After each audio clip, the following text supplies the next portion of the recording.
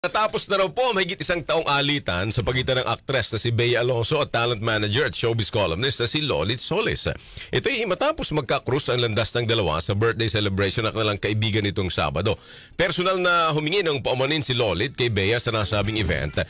Nag-ugat po yung alitan ng dalawa kasunod ng mga social media post ni Lolit Solis kung saan binira niya ng husto. Birador din pala to si Lolit Solis, partner. Bida, no?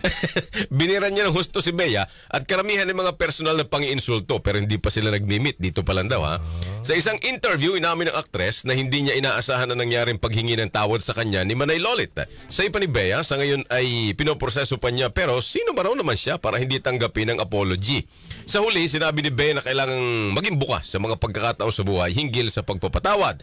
At ito nga raw ang unang beses na nagkakilala ng personal yung dalawa. Yung banatan sa Facebook. Magkaisa tayo at magmahalan. Oo, lalo't hindi sabi ni Bea, napanood ko to papasko raw Oo naman. Time of giving and sharing. Yeah. Di ba?